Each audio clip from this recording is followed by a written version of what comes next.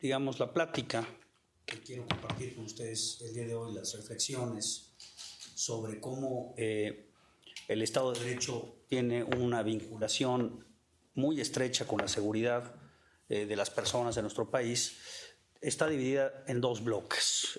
Un primer bloque voy a utilizarlo para dar una panorámica de cuál es la situación del Estado de Derecho en nuestro país, con una serie de datos y de investigaciones que se han hecho a ese respecto.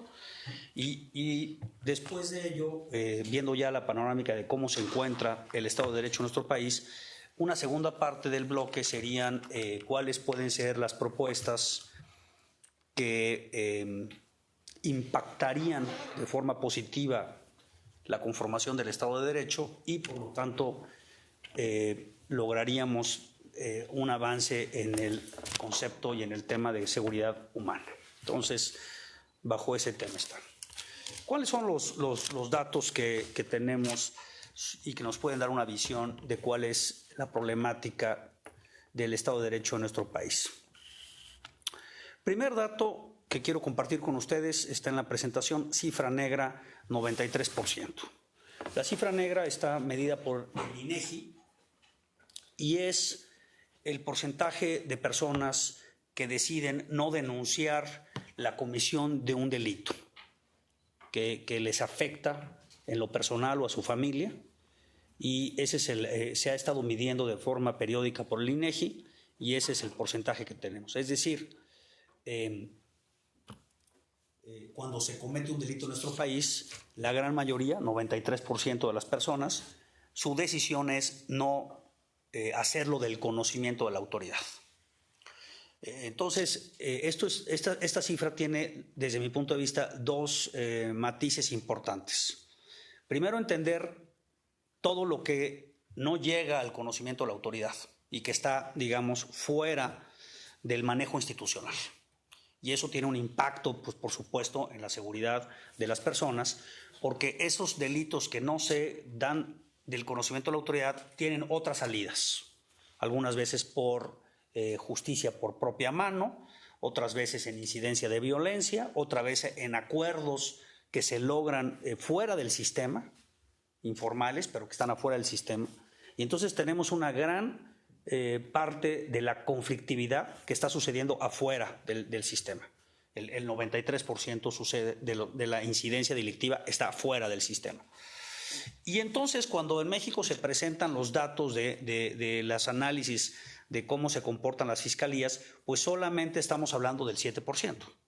Entonces, es decir, la panorámica que nos presentan las fiscalías pues es una panorámica limitada al conocimiento que tienen del 7% de los delitos, que es lo que les llega. El restante no les llega. Esto también tiene un impacto en políticas públicas, porque cuando tú quieres desarrollar una política pública y lo quieres hacer a través de las instituciones que ya tenemos, pues el impacto que se tendría sería en el 7%, digamos, de los delitos que son del conocimiento de la autoridad. Y entonces tendrías que aquí hacer una reflexión de cómo crear una política pública que también impacte en el 93% que no está denunciando. La gran mayoría de las personas, cuando se les pregunta en esta encuesta del INEGI por qué no denuncian, el mayor porcentaje está en pérdida de tiempo, uno, y en una desconfianza absoluta de los resultados y de la propia autoridad. Entonces, aquí digamos que estos dos son factores que se combinan, ¿no?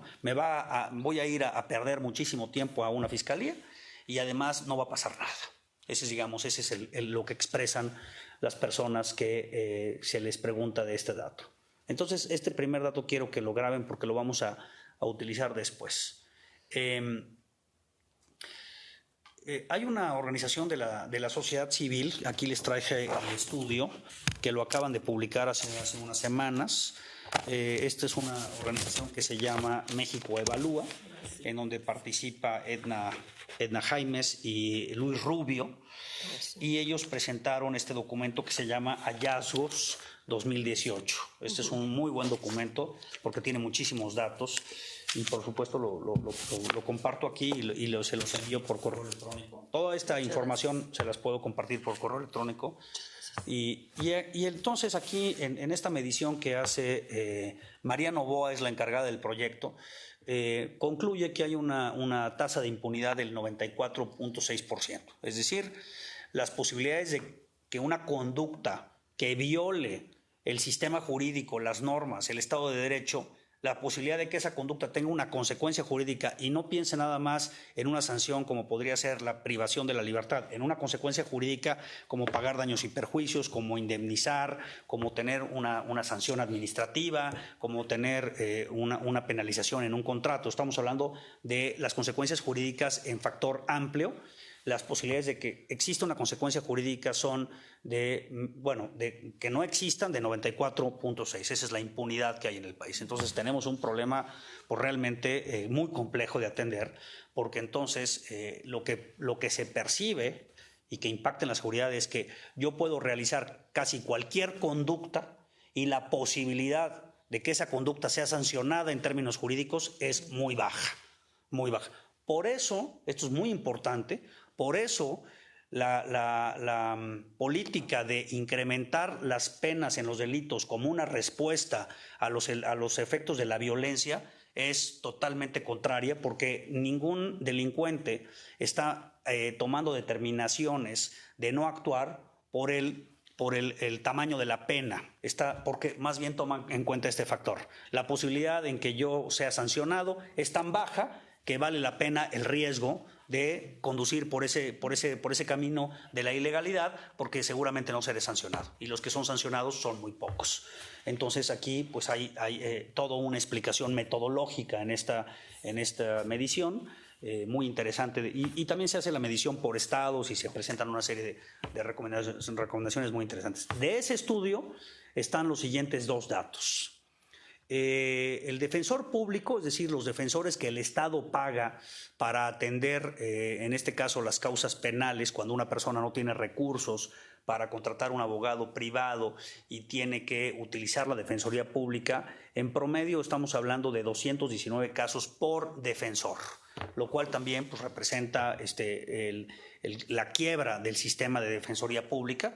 Ningún defensor puede tener el tiempo suficiente para estudiar los 219 casos que tiene, para dedicarle tiempo, para ir a las audiencias, para entender, para profundizar, para obtener pruebas, en fin, es decir, cada caso es complejo y pues los tenemos con esta carga de trabajo. La Defensoría Pública en México está totalmente quebrada y ahí tenemos un problema de acceso a la justicia con una falta de defensoría pública. Habría que pensar qué se puede hacer en términos de defensoría pública. Ahorita voy al análisis de mayor profundidad ahí. Cada juez atiende, según el estudio de hallazgos, estamos hablando de carácter penal, 104 causas, que también es una cantidad muy alta, más en el nuevo sistema de justicia penal que requiere oralidad, que requiere que el juez esté presente, que requiere mucho tiempo y que invierte el propio juez en atender el asunto. Entonces hay audiencias que pueden durar 10, 12 horas y en esas audiencias está atendiendo uno de estos 104 causas y por eso vemos que se difieren y no logran resolverse. Nada más para muestra de lo que pasó en este país hace poco, que discutíamos la cuestión de la extinción de dominio. Se vendió, como ustedes vieron en los medios, la casa de este ciudadano japonés, Cecil Yegon, que lleva 10 años de preso, pero no está sentenciado. Entonces, en términos constitucionales, es una persona inocente, procesado, en donde pues, vemos que se hizo toda una, labor publicitaria de sus actividades vinculadas con el crimen, pero no hay ninguna sentencia que lo vincule o que lo condene. Entonces, 10 años para resolver un asunto que pensaríamos que es un asunto que tiene importancia y que lo quieren atender de forma rápida. En México, más o menos en la medición que hace hallazgos, el número de delitos está alrededor de 30 millones de delitos por año. ¿De todo tipo? Sí, de todo tipo. Aquí estamos hablando de la métrica general. Aquí está más especificada, pero no digo, les dejo esto por si alguien quiere ya entrar al detalle. Este tema de vinculación al proceso, es decir, de todos estos delitos, estos son los 30 millones de delitos que conoce la autoridad, es decir, es el 7%, si me regreso aquí, es el 7% que les decía, entonces 30 millones pues es el 7%, lo demás no está en el conocimiento de la autoridad. Entonces, de esos 30 millones que son los que la autoridad recibe en denuncias, logran llegar a un juez, por eso ese concepto de vinculan a proceso, es decir, que la autoridad fiscal logra presentarle el caso a un juez 3.9% de los 30 millones de delitos. Es decir, los que logran llegar muy difícilmente logran atravesar el laberinto procesal que hay para poder llegar a presentarse ante un juez. Ahora, tenemos un gravísimo problema en cuanto a la percepción de justicia, y aquí esto incide, a la percepción de injusticia. Nuestra sociedad entiende que se hace justicia en un asunto de carácter penal cuando alguien está en la cárcel. Y cuando un juez determina que alguien no está en la cárcel, la percepción de la sociedad en general es que hubo corrupción o hubo injusticia, ¿no? Entonces, así está vinculado el tema. Cuando a alguien se le comete un delito, en su entendimiento de qué debe de pasar, su entendimiento es que alguien debe estar en la cárcel, que alguien debe, permítanme la expresión, pagar con la cárcel, ¿no? Entonces, está muy generalizado este entendimiento de cómo opera la justicia. Y entonces nuestra expectativa en cuanto a la comisión de delitos es que la consecuencia de la comisión de delitos sea la cárcel. Y eso es una afectación muy importante por lo siguiente. Les voy a poner este dato. En Estados Unidos, que tienen un sistema de justicia oral en materia penal, el 95% de los delitos, o sea, imagínense esos 30 millones, el 95% de esos 30 millones se resuelven fuera de un juicio. Se resuelven por sistemas de mediación, de negociación, de salidas que no tienen que ver con una sanción de tipo privativa de la libertad. El 95% de todo, y en Estados Unidos es una sociedad que tiene una incidencia de delitos muy alta. Se cometen muchos delitos en Estados Unidos. Más que en México, pero ellos logran procesar el 95% con estas salidas, que son salidas fuera del sistema de imponer una pena privativa de la libertad. Aun y cuando en nuestra legislación ya existen estos mecanismos, cuando se hizo esta reforma al sistema, se incluyeron estos mecanismos, nos enfrentamos también a la problemática en México de lo difícil que es implementar los cambios legislativos. Entonces, todo el día estamos siendo bombardeados con cambios a la Constitución, a las leyes, es como una parte de nuestra dinámica. Estamos muy acostumbrados a las modificaciones legales, estamos muy acostumbrados a que esas modificaciones se nos vendan como las soluciones, pero el problema en México no es un problema de leyes, es un problema de implementación.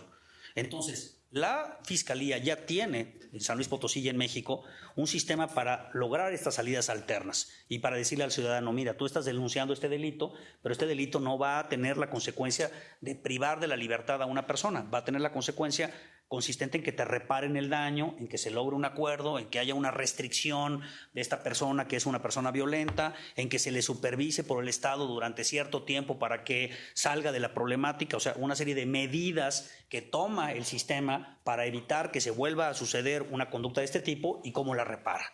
Pero sí insisto que la percepción de eso es una percepción en donde el entendimiento, eso no satisface, no está tan normalizada la violencia. Y esto es un grave problema de normalización de la violencia, que entonces la consecuencia tiene que ser otro esquema de violencia institucional, que es privar de la libertad a otra persona, pues implica un cierto grado de violencia del Estado frente a esto, ¿no? Entonces, como a mí me violentaron y estamos en una situación generalizada, pues yo también quiero este esquema. Y eso me parece que es un fenómeno que tenemos que entender cómo poderlo revertir. Porque mientras no logremos un entendimiento en que no hay dinero que alcance, no hay infraestructura, no hay cárceles, no hay juzgados que puedan procesar los 30 millones de delitos, que solamente es el 7% de los delitos que se cometen en este país, pues siempre vamos a estar hablando de un sistema quebrado y un sistema con quiebre. Entonces, esta parte me parece pues, de la mayor relevancia. Después, hay otra medición que hace, ahí lo abrevié, es el World Justice Project. Este es un proyecto a nivel global, a nivel mundial, de un abogado que se ha dedicado a estudiar el Estado de Derecho es este estudio que tengo aquí, el índice de Estado de Derecho en México, del World Justice Project. También es un estudio muy profundo. Este estudio evalúa a 126 países, ahí está el total en la presentación. Evalúa 199 países. México está en el lugar 126 en medición de Estado de Derecho. Aquí en este documento que les comparto del índice de Estado de Derecho viene la medición de San Luis Potosí, de los factores de San Luis Potosí, porque él lo hace a nivel nacional y también lo hace a nivel estatal.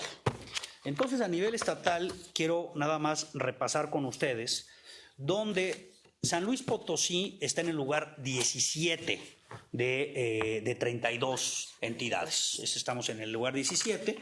Y entonces lo que hace este estudio es que tiene diferentes factores de medición y tiene una media. Y quiero simplemente indicarles dónde San Luis Potosí estaría, digamos, por debajo de la media nacional. ¿Cuáles son los indicadores que no llegamos a alcanzar la media? Los organismos de control de contrapeso al gobierno, estamos por debajo de la media. La ausencia de corrupción en el Poder Ejecutivo, estamos abajo. La participación ciudadana en San Luis Potosí es uno de los factores más bajos a nivel nacional. La libertad de expresión en San Luis Potosí también está por debajo de la media. Por supuesto, el tema de homicidios. San Luis Potosí se han estado incrementando los homicidios, también se cometen más homicidios en San Luis Potosí que en la media.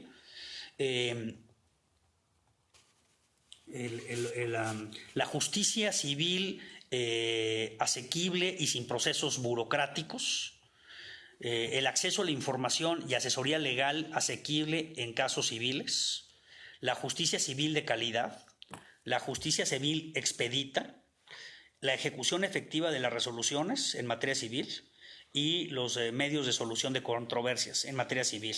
Y en materia penal, la procuración e impartición de justicia eficiente, los derechos de las víctimas, ahora que voy a también abordar el tema, los derechos de las víctimas y la justicia penal imparcial, independiente y libre de corrupción. En todos estos factores está San Luis Potosí por debajo de la media nacional. Entonces, en términos por ejemplo, de hacer un análisis de políticas públicas que tengan que ver con la seguridad humana y el Estado de Derecho y las demás materias que se han presentado aquí, me parece que el análisis que se hace en concreto de San Luis Potosí por el World Justice Project da mucha información. De cada uno de estos factores se hace una medición y se hace una explicación y se hace una tabla que ustedes también pueden analizar con mucho detalle. Entonces podrían decir, bueno, vamos a hablar del tema de participación ciudadana, en tema de participación y seguridad humana. Bueno, aquí hay muchísima información que les puede servir para hacer un entendimiento, ya del caso concreto me refiero, y aquí están todos los estados de la República, se pueden analizar de uno por uno cuáles son las calificaciones que obtienen. El otro índice que les comparto, el índice de paz, se evalúan 163 países, México está en el lugar 140 en términos de pacificación, y en términos de conciliación. Ahora, en términos concretos de violencia familiar, ayer tuvimos un evento muy interesante donde repartimos o estamos en este proceso de entregarles a las personas que son víctimas del tema de violencia de género, una guía de cómo debes de actuar frente a un posible delito que tenga que ver con el género, concretamente feminicidios, abusos sexuales, violación. Pero aquí, en que también se los voy a dejar, aquí viene un dato que a mí me parece que es un dato muy interesante que hay que analizar con mucho cuidado. Cuando se les pregunta a las mujeres por qué no denuncian la violencia familiar en el ámbito amplio, el 46% de las víctimas de violencia familiar, mujeres en este caso, la respuesta que dan es la siguiente. Déjenme leerles aquí. Esta es en una encuesta que hace también año con año el INEGI.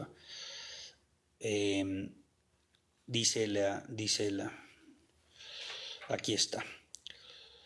Porque se trató de algo sin importancia que no la afectó, 46%. Es decir, esto también quise traer este dato porque esto también habla de la normalización de la violencia, en este caso en términos de género y de mujeres.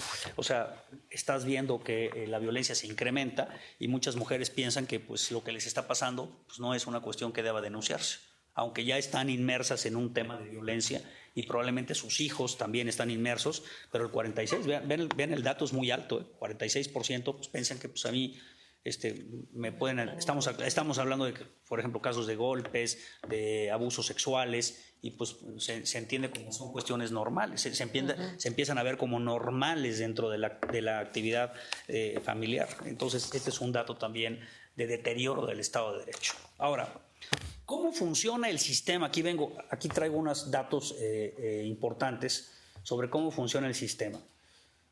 La mayoría de las detenciones en este país se hacen en flagrancia. ¿Qué quiere decir esto? Que no tenemos un sistema de investigación de la comisión de delitos. Se montan operativos, se montan retenes, se sorprende a las personas, quizás hay mucho abuso policial, pero si ustedes ven por qué llega la gente a las agencias del Ministerio Público, cómo llegan detenidos, fue porque fueron detenidos por flagrancia. El gran porcentaje es detención por flagrancia, y esto habla de una policía que no investiga nada, porque pues basta poner un retén aquí, vamos parando los coches, y si sorprendemos a alguien con un arma de fuego, pues hay un detenido. Sorprendemos a alguien con sustancias, hay otro detenido. Sorprendemos a alguien traficando municiones, pues hay otro detenido. Pero no implica un proceso de investigación científico, concienzudo, por pasos, siguiendo los protocolos, siguiendo todo el proceso de investigación. No existe, y también no existe una policía que pueda sostener estos procesos. Entonces, este es un asunto pues muy complejo, porque lo han visto ustedes mucho en los medios. Llegan los casos a los jueces mal armados, con muy baja carga de pruebas, y lo que ha pasado es que se establece el derecho humano de la presunción de inocencia y pues los ponen en libertad. Y entonces se menciona este esquema de la puerta giratoria. Pero la puerta giratoria no es más que la deficiencia en la investigación de los delitos llevado a un sistema que privilegia los derechos humanos, y entonces pues el asunto pues se viene abajo. Partiendo del caso de Florence Cassés en adelante, quedó muy claro que los vicios en la investigación, como fue el caso de Florence en cuanto a la forma en la que se le detuvo, pues afectan el desarrollo del proceso y se nulifican. Entonces hay un tema de flagrancia, de investigación. Los delitos que se persiguen en México básicamente es el narcomenudeo y el robo. Son los delitos que ocupan el 93% de las personas detenidas. Estamos deteniendo a jóvenes que están involucrados en el narcomenudeo. Son jóvenes que normalmente tienen un problema también de adicciones, y el narcomenudeo está vinculado también con el robo. Es decir, son personas que muchas veces cometen el delito de robo con el objetivo de obtener recursos para poder mantener las adicciones y mantener la estructura del narcomenudeo. Pero si ustedes ven la estadística que presentó el Poder Judicial Federal hace unos meses, el 93% de toda la infraestructura de procuración y de administración de justicia está enfocada en estos dos delitos. Es donde se consume el mayor tiempo. Y ahí estamos hablando del perfil de jóvenes, básicamente, que son los que son detenidos. Los demás delitos están en muy bajos porcentajes. Armas de fuego también es un delito, digamos que el tercero, la aportación de armas de fuego es un delito también que son los, digamos, podríamos decir que son los tres delitos que más se persiguen. ¿Pero por qué se persiguen? Porque son las detenciones en flagrancia. Es decir, cuando interviene la policía, hacen operativos, hacen redadas, hacen estos mecanismos de operativos policiales, y encuentran a jóvenes o con sustancias por arriba de la capacidad permitida en ley, con armas o robando. Entonces, básicamente, nuestros recursos se están invirtiendo ahí, en esta cuestión. Y entonces el problema de llevar a estos jóvenes a la cárcel es un problema grave, porque no hay en las cárceles mexicanas un sistema para tratar a los adictos, y eso genera una presión muy fuerte en el sistema penitenciario, porque el sistema penitenciario tiene que permitir de alguna manera, o tiene que tolerar, o tiene que dejar hacer que entren las sustancias psicotrópicas, las drogas, a las cárceles para poder mantener un cierto orden. De otra manera sería esto un caos y habría motines muchos más de los que hoy por hoy tenemos. Entonces este sistema de encarcelar a estos jóvenes no nos está sirviendo de absolutamente nada. Se generan, como ustedes lo habrán visto, controles hacia adentro de la prisión, que son los que manejan el consumo y la venta de drogas para poder mantener esta estructura. La autoridad lo sabe y lo permite. Hay una puerta trasera que permite que entre esto, y entonces hay un balanceo entre lo que entra y entonces hay, digamos, dos redes, la de adentro y la de afuera, que operan perfectamente sincronizadas, y hay una cantidad de jóvenes que además tenemos un efecto de parentesco y de, digamos, de conectividad entre ellos. Muchas veces los entrevistas y está el tío, el primo, la mamá, con participaciones de manera diferente por la estructura de cómo se comete el delito, pero hay una cuestión también familiar y de reincidencia. Entonces, si sacáramos una radiografía a qué estamos haciendo para combatir, digamos, el crimen en este país, pues estamos llevando a prisión a jóvenes adictos que están involucrados por los cárteles en esta venta de drogas en el país, y que, pues, evidentemente no nos está resolviendo ningún problema. Y, por supuesto, vean la tasa de homicidios, cómo se ha elevado en los indicadores. Pues cada mes se ha venido imponiendo un nuevo récord de homicidios en el país. Ahí está.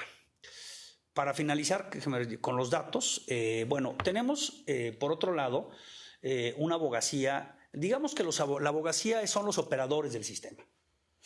La abogacía son los operadores del sistema. Entonces, la abogacía está totalmente desarticulada, desordenada, totalmente fragmentada. No hay una estructura de abogacía que permita operar el sistema de forma adecuada. Entonces, esto ocasiona que en México tenemos 1,900 universidades, instituciones educativas que ofrecen la carrera de Derecho. Cada semana se obtiene un REBOE adicional, entonces el crecimiento de la oferta es exponencial. La autoridad no quiere controlar, digamos, el acceso. Es un tema también de contexto social, y entonces lo que ha pasado en México es, como en otras carreras, pero aquí hay un tema de Estado de Derecho, es que se ha ido erosionando, se ha ido deteriorando los requerimientos para poder obtener un título profesional de abogado o de abogada. Cada vez es más fácil, cada vez se ha flexibilizado más, y entonces cada vez tenemos abogacía de menos intensidad que están obteniendo cédulas y que están pudiendo participar en los procesos que tienen que ver con la justicia y que tienen que ver con la persecución, en este caso, de los delitos. Entonces, por una parte, la abogacía como está estructurada en México no funciona. La abogacía como está manejada no sirve, no le aporta nada al país. Por el contrario, gran parte de la abogacía en este país funciona a través de corrupción, y gran parte de la abogacía funciona a partir de estructurar el mecanismo para poder operar dentro del sistema a través de corrupción. Entonces, así como está el sistema con sus operadores, no funciona. Es una de las cosas que habría que reflexionar. En otros países se ha generado sistemas de certificación, ahorita lo voy a decir, de colegiación, otros mecanismos, pero me parece que tener una abogacía que es la que opera de esta manera, en donde un abogado puede hacer lo que sea en el sistema y no tener ninguna consecuencia, pues eso tampoco sirve de absolutamente nada, y deteriora el Estado de Derecho, por supuesto. Y pareciera que igual como la percepción de la población en términos de qué es lo que espero de la justicia, la cárcel, qué es lo que espero de la abogacía, la corrupción, igual está imbuido en el esquema de la sociedad, y entonces resulta que la sociedad está buscando contratar al abogado más corrupto, al que conoce más la forma de hacer procedimientos ilegales, al que conoce el mecanismo para llegar de una u otra forma. Y entonces si le pusiéramos a la sociedad hipotéticamente la opción de conseguir una abogacía honesta, una abogacía ética con controles, frente a una abogacía corrupta que funciona a través de la ilegalidad, la mayoría de la sociedad optaría por esta abogacía que actúa bajo esos permisos de ilicitud. Entonces, no es nada más que la abogacía esté estructurada de esta manera, es que la sociedad también tiene esta expectativa de la contratación, no está pensando contratar a una persona ética que le va a resolver un problema desde un punto de vista legal. No, le va a decir cómo burlar el sistema legal, cómo, digamos, bypassear el sistema legal para no cumplir para evadirlo, para no tener la sanción, para no tener las consecuencias. Entonces ahí me parece que también es un tema que no se ha abordado con profundidad en este país, no se ha querido atender con seriedad y no se ha querido articular un sistema que opere con una abogacía que le sirva al país. En el tema de jueces, hay todo también una problemática en cuanto a, yo diría dos temas. La importancia es hablar de los jueces locales, porque mucho del discurso y de los comentarios que estamos recibiendo se habla de la justicia federal. La justicia federal tendríamos que ponerla en otro tenor, tiene otra estructura. Yo veo la problemática de la justicia local en dos sentidos. Los procedimientos meritocráticos para ser juez no existen. No hay un mecanismo de meritocracia claro para llegar a ser juez, magistrado, etc. Entonces hay una serie de sistemas que tienen una gran base de corrupción y entonces resulta ser que el camino para poder llegar a ser juez está plagado de cuestiones de parentesco, de amigos, de estructuras, pero no están llegando a jueces con un sistema meritocrático. No hay tal, y eso hace que también la calidad de los operadores desde el punto de vista de jueces sea muy baja. Tendríamos que repensar también en términos de políticas cómo podemos establecer un sistema meritocrático para tener a los mejores jueces, a las mejores juezas en San Luis y en México. El tema presupuestal. El Poder Judicial recibe muy poco dinero comparado con lo que pasa en otros países. Nosotros presentamos una propuesta para que el Poder Judicial, en el concreto el de San Luis Potosí, recibiera el 3%, fíjense la cantidad que les voy a decir, el 3% de todo el presupuesto del Estado. O sea, no recibe eso, recibe menos del 3%, a veces recibe el 1%. Nosotros queríamos establecer una norma en la Constitución de San Luis Potosí, de manera que obligáramos a los gobernadores a dotar de un presupuesto del 3% al Poder Judicial y que no pudiera variarse a la baja ese porcentaje por ningún gobernador, que hubiera un mandato constitucional. Por supuesto no lo aceptaron, el peso que tiene presupuestal mando, fíjense lo que pasa.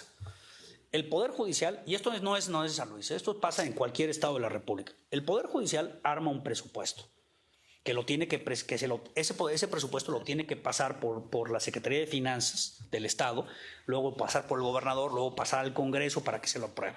Entonces ya ahí hay una serie de factores políticos que inciden, porque el Poder Judicial no puede llegar con un presupuesto que esté desbordado de lo que el contexto del Ejecutivo le da, porque entonces el secretario de Finanzas en términos políticos le dice, oye, no, pues aquí está tu presupuesto, hazlo bajo estos términos, si no, pues no lo presento. Entonces fíjense cómo ahí ya hay una limitación a la independencia del Poder Judicial. Cuando el Poder Judicial no tiene una posibilidad de plantear cuáles son sus necesidades económicas y tiene que pasar por filtros políticos, pues evidentemente que estás atentando contra la independencia del Poder Judicial y estás atentando contra la autonomía del Poder Judicial. Bueno, vamos a pensar que le pasan ya el presupuesto, que siempre viene acotado por lo que el Poder Ejecutivo dice. Y no hablo del tema de la administración actual, este es un problema estructural. Ahora bien, ya tiene autorizado el presupuesto el Poder Judicial, se lo van dando a cuentagotas. Entonces tú, aunque tuvieras X cantidad de presupuesto, no lo puedes ejercer. O sea, si dijeras, oigan, mañana tenemos que abrir un juzgado para la defensa de los indígenas, en donde tengamos gente que pueda tratar el tema de los traductores, etcétera, pues no tiene el dinero.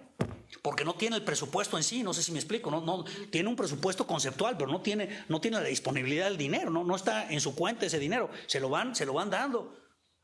Mes a mes, a mí me han platicado ciertos presidentes que a veces tienen que hablar por teléfono para poder pagar la nómina. A ese grado estamos hablando de la afectación. Imagínate que tú eres el presidente del tribunal, tienes que estar hablando para que te manden dinero para pagar. Pues entonces eso habla de que el Poder Judicial está totalmente subordinado y que cuando hay un asunto de peso, pues ¿cómo creen que opera el tema presupuestal frente al Poder Judicial? Entonces tenemos que resolver ese problema, porque mientras no haya una independencia económica del Poder Judicial, y aquí hay una gran discusión en términos de la gratuidad de la justicia, hay una gran discusión conceptual muy importante, es decir, los tribunales en San Luis Potosí atienden asuntos mercantiles, vamos a decirlo así, lo voy a simplificar, asuntos de carácter civil, asuntos familiares, asuntos penales. Muchos han dicho, ¿por qué en los asuntos mercantiles, que son asuntos que tienen que ver con un interés económico, empresas, documentos, créditos, bancos, o sea, hay una especulación, ¿por qué no debería de generarse un cobro, ¿verdad? de manera que pudiera el Poder Judicial hacerse de dinero. Si vamos a la Constitución del 17, había un sistema muy interesante de cobro de justicia que era a través de hojas timbradas. Es decir, tú para poder presentar un escrito al Poder Judicial tenías que comprar un papel, ¿verdad? Que era un papel que te vendían, entonces cada hoja que tú escribías para poderla presentar llevaba una especie de impuesto, un impuesto con un timbre. Tú no podías llegar con un papel en blanco, tenías que utilizar el papel del tribunal. Y era una manera de hacer, es una manera, si ustedes se fijan, pues muy sencilla, ¿verdad? Pero te haces de recursos, ¿verdad? Porque cada escrito que se presenta, pues entra, digamos, lo pongo así como reflexión de lo que se planteó en la Constitución a sus inicios, ¿verdad? No se pensaba de la justicia gratuita como lo hemos visto ahora.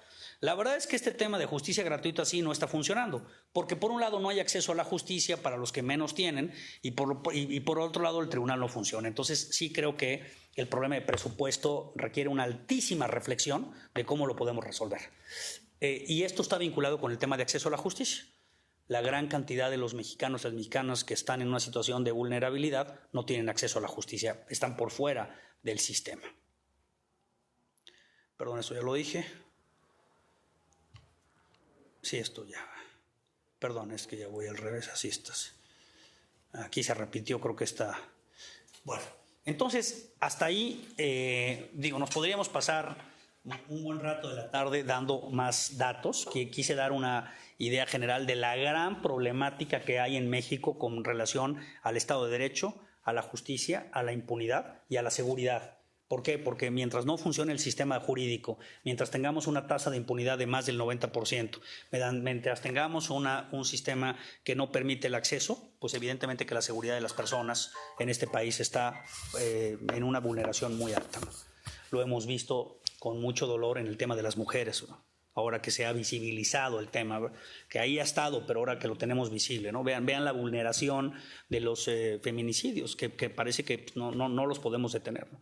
Entonces, ¿cuáles serían mis reflexiones de propuestas para comentarlas con ustedes y para debatirlas y para estructurarlas? Ya hablé en el tema de recursos, me refiero al tema económico. Ya hablé pues de la necesidad ahí de resolver la problemática económica del sistema. A ese ya lo acabo de mencionar. En la Comisión de Derechos Humanos, Comisión Estatal o Comisión Nacional de Derechos Humanos, hay un planteamiento muy interesante de análisis. La Comisión de Derechos Humanos lo que hace es emitir recomendaciones que no son obligatorias para la autoridad. Entonces hay una frase que me gusta comentar que es, en México tenemos el juicio de amparo para los que tienen dinero y la Comisión de Derechos Humanos para los que no tienen dinero, ¿no? Ese es el mecanismo. Y entonces, ¿qué pasa? ¿Qué es lo que pasa? El único sistema que existe en México para poder hacer valer tus derechos humanos es el juicio de amparo. Es el único mecanismo que existe. Cuando una persona o una comunidad o un grupo recibe una afectación a sus derechos humanos, el único mecanismo que existe para resolver esa problemática es el juicio de amparo, desde el punto de vista de Estado de Derecho. Podrá haber mecanismos sociales, podrá haber mecanismos de salidas que no tengan que ver con el sistema jurídico y que son mecanismos disruptivos que generan un conflicto y que ese conflicto se soluciona y que probablemente traiga como consecuencia una solución en la violación de derechos humanos. Pero no es esa, digamos, la salida que está en nuestro marco normativo. La salida de nuestro marco normativo es el juicio de amparo. Es el juicio de amparo. Le platicaba a la doctora Fuensanta un ejercicio que estamos haciendo en San Luis Potosí que lo quiero traer a la mesa para dibujar la problemática que está pasando. Nos dimos a la tarea de buscar en la comunidad de San Luis Potosí y de Soledad, aquí en las alrededores, cuál podría ser, desde nuestra óptica, la escuela primaria en peores condiciones de infraestructura, en peores condiciones de cumplir con una oferta educativa con dignidad. Y entonces hicimos un recorrido y conseguimos encontrar una escuela que nos parecía que representaba bien lo que queríamos.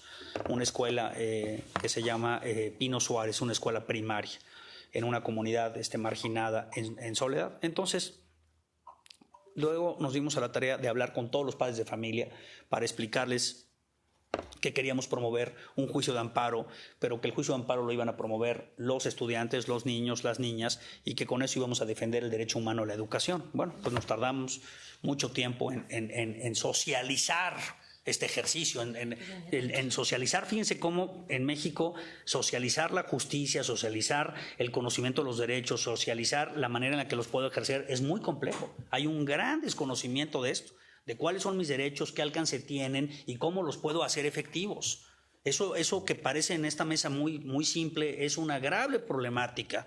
Hay que implementar una pedagogía que pueda llevar de una manera muy clara el entendimiento de qué derechos tengo y cómo los puedo hacer valer y cuáles son los instrumentos y dónde están las instancias. Esto que parece muy simple en México es un laberinto de competencias, de autoridades, en donde es muy difícil luego entender quién es el responsable o la competencia. Bueno, finalmente conseguimos a una familia que aceptó que su hija promoviera el juicio de amparo, promovió la alumna el juicio de amparo y hemos ido avanzando, pero con una serie de cuestiones muy interesantes. Primero, la autoridad amenaza a la comunidad estudiantil, con los estudiantes y los padres, con cerrar la escuela. ¿Por qué? Porque alguno de los padres se había atrevido a promover un juicio de amparo y se había atrevido a cuestionar, digamos. Entonces, fíjense, la problemática es desconocimiento de derechos por un lado. Luego, ¿qué capacidades tengo para hacerlos valer? Juicio de amparo, hablando de los derechos humanos, juicio de amparo. Bueno, logro ejercitar ese juicio de amparo porque hay una organización que me ayuda. Este juicio de amparo, si ellos hubieran dicho vamos a contratar una firma de abogados que lleven este juicio de amparo, pues eso les hubiera costado 100,000 pesos, 150,000 pesos en instrumentar todo esto. Obviamente ya lograron presentar el juicio de amparo. Pero vean la respuesta de la autoridad frente a las comunidades vulnerables. A ver, ¿quién se atrevió a promover un juicio de amparo? ¿Quién se atrevió aquí a demandar? Entonces, ¿saben qué? La escuela se va a cerrar. Entonces, imagínense la presión que tienen los padres, la niña, frente a esto. Oye, por culpa tuya se va a cerrar la escuela. Entonces tenemos esta problemática de hacer valer los derechos y luego cómo le damos la fortaleza para que cuando se hagan valer los derechos no tengamos estas reacciones de la autoridad. Te platicaba que nos han cerrado la escuela cuando hay que hacer las diligencias, cuando hay que ir con los tribunales para que verifiquen el estado en el que está la escuela. Pues ese día, curiosamente, no hay clases, nos ponen unas cartulinas, ¿no? En fin. Narro esto porque es una vivencia muy clara de la problemática que hay de qué derechos tengo, cómo los puedo hacer valer y cómo en el contexto social cómo podamos transformar esto. Entonces, la única mecánica es el juicio de amparo, con todas estas dificultades que les estoy planteando. Esto lo podrían ejemplificar en cualquier comunidad que tuviera cierto grado de vulneración, pasaría lo mismo, ¿no? Si hubiera una comunidad exigiendo el derecho al agua, ¿verdad? Exigiendo temas de medio ambiente, todo el paquete de derechos humanos, su mecanismo es el juicio de amparo. Pero el juicio de amparo es tan complejo, es inalcanzable, por eso es un mecanismo totalmente elitista. Porque el juicio de amparo no está disponible para que las comunidades, las personas vulnerables digan, sí, pues voy y presento una demanda de amparo. La demanda de amparo es extremadamente compleja, requiere muchísimo tiempo, requiere muchísimo seguimiento. Entonces nuestro mecanismo se hace así. La propuse ahí Comisión de Derechos Humanos, tanto estatal como se podría hacer a nivel estatal o se podría hacer a nivel nacional, en donde la comisión pudiera promover estos juicios de amparo.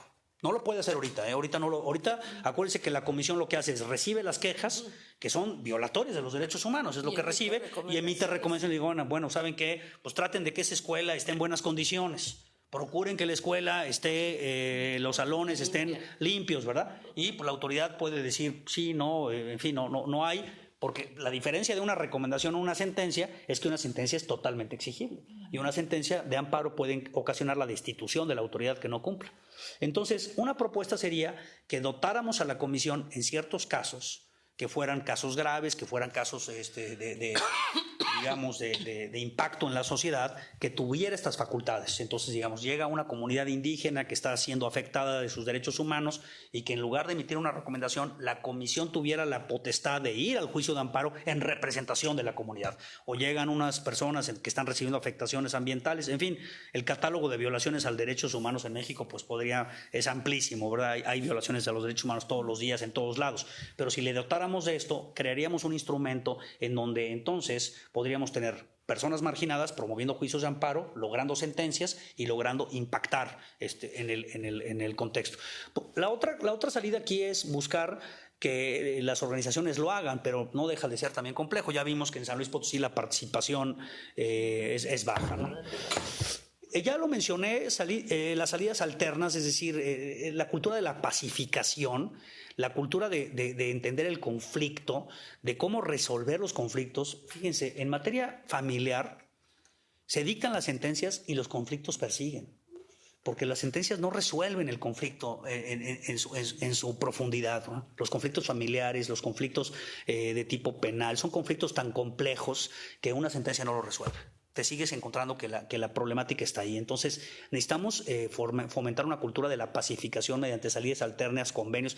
Ya existe una ley en San Luis Potosí, otra vez hablo de la implementación, que es la ley de mediación, que está totalmente abandonada, que está totalmente desusada. Debe haber una política pública de fomento en la mediación, mediación escolar, mediación en el centro de trabajo, mediación familiar, y debe haber todo, para mi manera de ver, una política perfectamente encauzada de cómo lograr la pacificación mediante la mediación, el explicar mi conflicto, el escuchar al otro, el entender la problemática, el llegar a un acuerdo. Eso es parte también de las soluciones profundas de los conflictos.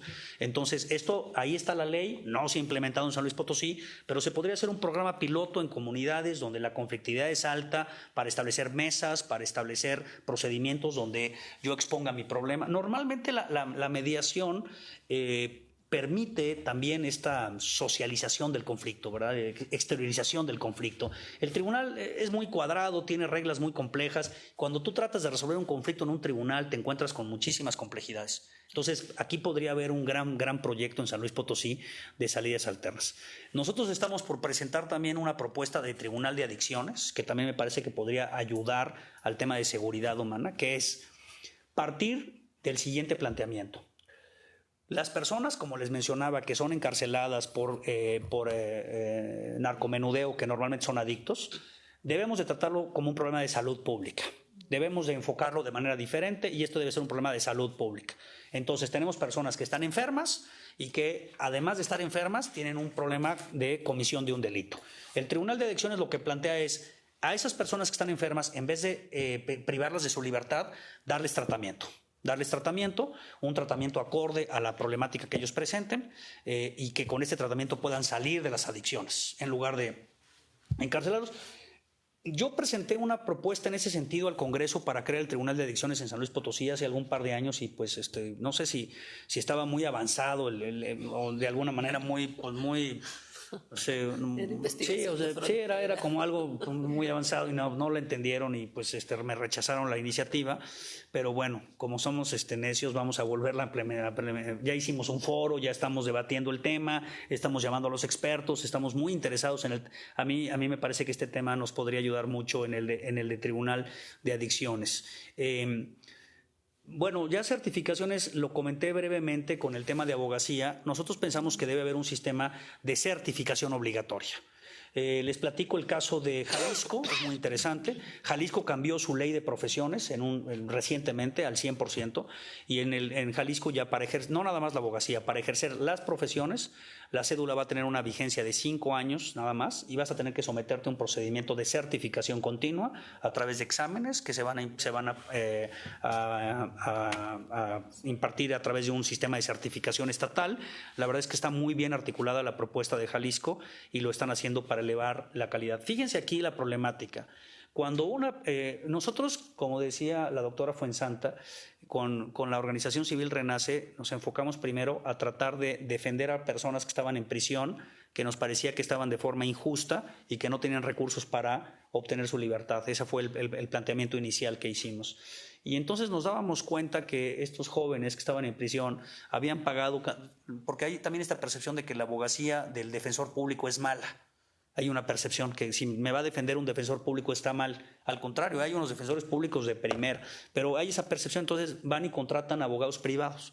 Y luego preguntábamos, oye, ¿cuánto les cobró? No, pues 80,000 pesos, 100,000 pesos. Y hay una solidaridad increíble en nuestro país para que esta cantidad de dinero se consiga, ¿verdad? Hay una serie de redes que se conectan, ¿verdad? Para efectos de poder dar este dinero. Por supuesto que las familias no lo tienen, pero lo consiguen a través de estas redes de solidaridad que hay en nuestro país y se los entregaban. Como la abogacía funciona, como les digo, totalmente como, imagínense la economía informal, ¿no? También podríamos hablar de abogacía informal. Pues obviamente no les dan contrato, no les dan recibo, no les dan nada, agarran ese dinero, no vuelven a ver a estos abogados y entonces es la víctima y la revictimización, ¿verdad?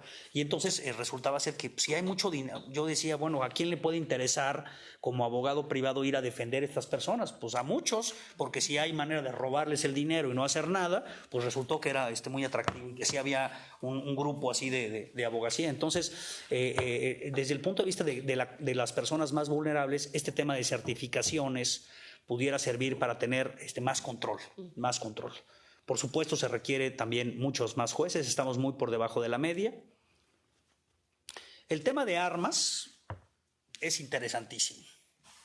El tema de armas. Fíjense lo que estamos pensando nosotros hacer, a ver si podemos armarlo, pero este es muy interesante. Resulta ser que una persona que murió en Guerrero, hace un año y medio, cuando se hizo la autopsia, resultó que lo habían matado con un arma alemana. Cuando se hizo el análisis del balístico, el arma era alemana. Y entonces un abogado muy creativo se le ocurrió demandar en Alemania a la empresa que vende esas armas por la falta de controles para efectos de que el arma llegara a México y que con esas armas, entonces en vez de centrar el problema en México, lo centró en Alemania y además va ganando el asunto, lo lleva muy bien, lo lleva muy mal, estoy muy contento con ese asunto, pero nosotros estamos pensando en más macro y estamos pensando en una demanda en Estados Unidos. Estamos pensando en una demanda que tenga que ver exactamente con la falta de controles al gobierno americano por la introducción de armas a nuestro país. Algo tenemos que hacer con las armas. Es realmente un tema muy complejo, yo lo sé, que tiene muchas aristas, que hay muchísimos temas económicos también, pero no podemos tampoco estar estáticos. Algo se tiene que hacer. Es decir, el tema de armas en México está totalmente fuera de control. Despenalización de las drogas, tenemos la sentencia de la Corte en el tema de consumo lúdico de marihuana, eso debería de dar pauta a despenalizar por lo menos el tema del consumo de la marihuana. Acaba de dictarse una sentencia la semana pasada muy interesante con el mismo criterio del uso lúdico de la marihuana, pero ahora de cocaína. Se acaba de dictar de cocaína, sí, entonces ya tenemos una segunda sentencia que dice, esto fue un enfoque muy interesante desde el punto de vista de la seguridad. ¿Qué incluye mi derecho a la salud? ¿Qué incluye mi derecho a la salud? Mi derecho a la salud incluye una parte positiva que también implica una obligación del Estado, que es proveerme de todo lo necesario para que yo pueda conservar mi salud, curarme, medicamentos, atención. Esa es una parte del derecho a la salud. Pero otra parte del derecho a la salud es la determinación que yo haga de mi voluntad sobre cómo quiero conservar mi salud o no, o cuáles son mis decisiones que no pueden ser afectadas por el Estado. Esto es muy un planteamiento, porque la sentencia de marihuana se obtuvo a través del derecho a la salud. El derecho que se vulneraba para que una persona no pudiera consumir marihuana era el derecho a la salud. Así se planteó ante la Suprema Corte. Estás vulnerando mi derecho a la salud porque yo determino que para efectos de mi salud es conveniente que fume marihuana, porque es una autodeterminación de mi voluntad y el Estado no puede intrometerse en mis decisiones personales. Y si yo considero que eso es una cuestión que beneficia mi salud, entonces yo tengo el derecho de consumir. Así fue construido el argumento y la Suprema Corte dijo, estamos de acuerdo en que la construcción del derecho a la salud implica esto. Aunque el Estado considere que eso afecta a tu salud, yo considero que esto es en mi beneficio. Y acaba la semana pasada, si a alguien le interesa se las puedo compartir, una sentencia exactamente con estos argumentos, pero la cocaína. Fue una persona, pidió a la autoridad una autorización para consumir cocaína, por supuesto le dijeron que no, fue a la Corte y acaba de ganar el asunto. Entonces esto va en un camino interesante porque al principio el argumento de la marihuana era pues como una droga blanda, y ahora ya estamos con la cocaína, que ya es otra cosa, entonces ahí va caminando. El tema de, salidas alternas ya lo mencioné, el tema del combate a la corrupción, yo también creo que en San Luis Potosí se podría crear ahí una política interesante. Los sistemas que han funcionado en temas de corrupción han sido los sistemas de protección a informantes. Eso es realmente lo que... La corrupción es tan profunda que necesitas los informantes de adentro que te informen qué es lo que está pasando. El whistleblower, que es el sistema que se ha funcionado, que en San Luis Potosí no lo han querido implementar, pero hay mucha gente honesta que trabaja dentro de la administración pública, que se da cuenta de los actos de corrupción y que nuestro sistema funciona así. Si alguien honesto en la administración pública denuncia un acto de corrupción, lo corren. Ese es el sistema. Sí, esa es la verdad, ese es el sistema, así funciona. Así funciona el sistema. Entonces, imagínense el incentivo que hay para denunciar actos de corrupción. Los actos de corrupción no se pueden detectar desde afuera. Se tienen que detectar adentro, cómo se están haciendo las compras, cómo se están desviando los recursos, cómo se están haciendo, o sea, es tan compleja la administración pública que tienes que tener gente que te informe y tienes que tener un sistema de proteger a esos informantes. Entonces, si yo estoy trabajando en una dependencia y veo que se están robando, lo que hago es quedarme callado, porque el incentivo para efectos de la denuncia es cero, al contrario, es un incentivo perverso porque acabas despedido si tú denuncias. Entonces, esto también tendría que ser parte de un sistema. Política criminal llaman eso. Y a veces, aunque no denuncies, José Mario, con que sepas algo, pues sí. Con eso tienes suficiente. Sí, tenemos que cambiar ahí. Y finalmente, para mí, que es fundamental, es la participación ciudadana. La participación ciudadana en San Luis Potosí está muy deteriorada, bueno, y en México también, ¿verdad? En México también, pero digamos que en San Luis la participación ciudadana tiene una problemática para mí bastante compleja, porque un gran sector de la población en San Luis Potosí no tiene tiempo libre. La participación ciudadana parte del tiempo libre, básicamente, y de los recursos. O sea, si yo tengo que transportarme hasta la zona industrial en un camión y me llevan y trabajar 8 horas y regresarme y quizás tener otro trabajo, pues mi capacidad de participación es bajísima. O sea, si yo a esa persona voy y le digo, oye, pero mire, estamos formando aquí un grupo, pues bueno, ¿a qué horas? No tengo disponibilidad ni de mi tiempo ni de mis recursos. Entonces, tenemos una problemática que gran parte de la población no tiene tiempo libre, no tiene tiempo disponible, no tiene recursos disponibles. Entonces, la participación ciudadana de esas personas va a ser siempre nula. O sea, inventar una historia de que esas personas van a participar, pues eso es una falacia, no van a participar. Esos tienen una necesidad de cumplir con necesidades económicas para resolver su problemática. Entonces, gran parte de la población está en ese. Luego, la parte que, digamos, son 2 requisitos, tiempo libre y recursos. Son los 2 requisitos que hay que tener. ¿Cuánta gente en San Luis tiene tiempo libre y recursos para poder tener una participación ciudadana? ¿Cuántos en nuestra comunidad pueden reunir ese perfil? Bueno, se reduce. Pero después viene esta segunda parte. Si nosotros vamos a participar, y yo les invito a todos ustedes, ahorita oigan, nos pasó, les voy a decir, esto fue un ejemplo muy claro que a mí me pasó. Yo participo en el grupo de los amparos que estamos promoviendo contra el aeropuerto de Santa Lucía. Yo he estado activo promoviendo los amparos.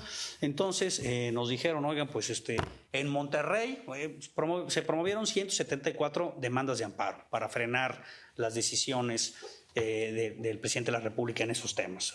Entonces alguien dijo, no, en Monterrey nos van a firmar 50 demandas de amparo. Perfecto. Entonces me fui a Monterrey, preparamos todas las demandas de amparo, en tal lugar, en tal salón, ahí van a estar todas las personas para que llegamos, no había ni uno, así literal. Oye, le hablé yo a Claudio X González, que era el coordinador, oye, pues aquí estoy, no será en otro salón, no, me dijo, no, pues no hay nadie.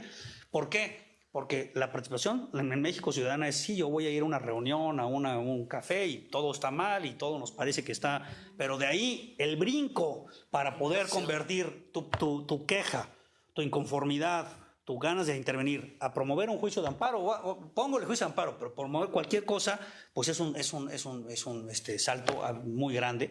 Y además hay un cierto también entendimiento de esto, hay un cierto temor a la participación ciudadana que puede traer consecuencias de represión por parte del Estado. Es decir, yo firmo una demanda de amparo con mi nombre y mañana saben que yo estoy bloqueando el proyecto y me identifico. Hay un cierto, no quiere decir que te vaya a pasar nada, pero sí hay una cierta todavía, en el ADN nuestro, hay una cierta actitud de miedo a la autoridad, ¿verdad?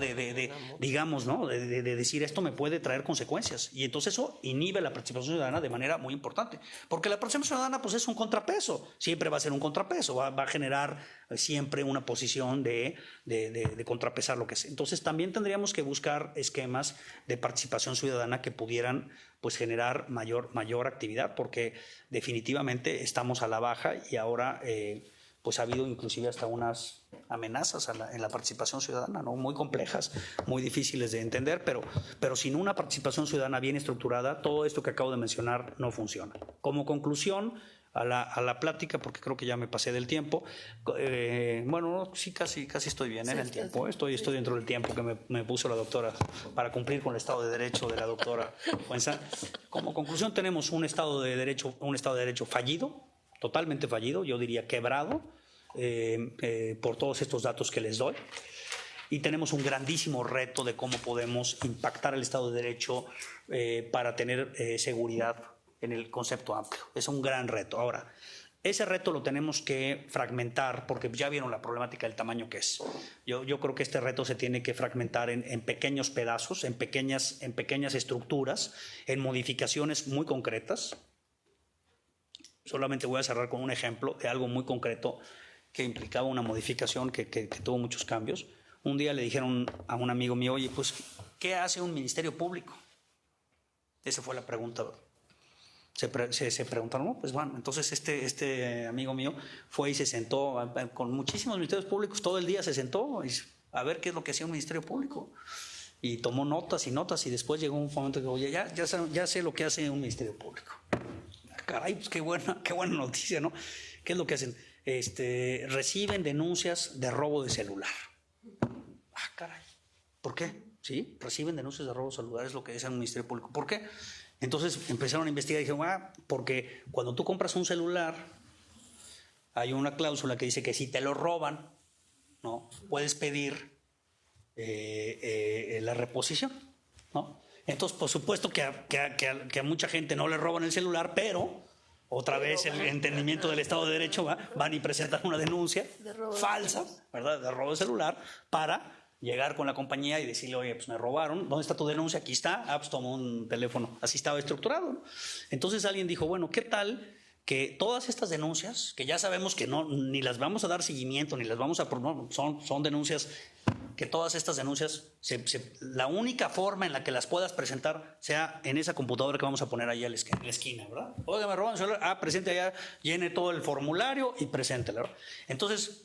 Esto lo quiero ejemplificar porque con un pequeño ajuste al sistema, o sea, fue quitarle a los... Porque además le daban a los ministerios públicos buenas propinas por estas denuncias, ¿verdad? Porque de alguna manera recuperabas tu celular. Entonces había también un factor de corrupción. Pero fíjense cómo, a veces con pequeños cambios en la manera en la que operan las dependencias, con pequeñas cosas que se puedan ajustar, lo que haces es un gran cambio. Les quitaron todas estas denuncias y les dieron muchísimo tiempo a los ministerios públicos para resolver otras cosas. Entonces, creo que hay que encontrar dentro de la problemática del Estado de Derecho estos pequeños ajustes, estos cambios que no implican modificar la Constitución, cambiar todo el sistema, modificar la manera en la que opera todo, porque esos son muy complejos, toman mucho tiempo y tienen muchos problemas en su implementación. Habría que, por ejemplo, este tema de los amparos de la Comisión Estatal de Derechos Humanos es una cuestión bastante simple que se podría implementar, que cambiaría de manera radical el planteamiento. Entonces, yo creo que para este seminario el reto es ¿verdad? ¿Tenemos un problema de seguridad humana? Claro. ¿El problema está vinculado al Estado de Derecho? Por supuesto. ¿Qué políticas públicas pueden modificarse para que entonces tengan un impacto en la seguridad y en el Estado de Derecho? ¿Y qué políticas públicas se pueden modificar a esto? Por ejemplo, la mediación, ¿verdad? Un buen sistema para implementar una cultura de la paz y de la mediación con una política pública transversal que pueda plantear, inclusive en una manera de programa piloto, el cómo en una comunidad presentar estos esquemas, no requiere de mucho esfuerzo. Ya hay una ley, ya hay un, digamos, un marco, y pudiera esto generar en estas mesas en donde podemos hacer pequeños ajustes que tengan grandes impactos. Eso creo que para mí sería un reto decir, no tengo un Estado de Derecho que funcione, me impacta la seguridad humana, ¿qué cambios puedo plantear de políticas públicas que sean factibles, ¿verdad? Porque yo podría plantear ahorita que vayamos a tener 500 jueces más y más dinero. Pues sí, es un planteamiento quizás que lo puedas estructurar, pero sabemos que esos planteamientos no van a aterrizarse. Habría que buscar estos ajustes en el sistema que tengan un gran impacto, ¿no? Ese creo que es el reto de poderle dar salida a la problemática del Estado de Derecho.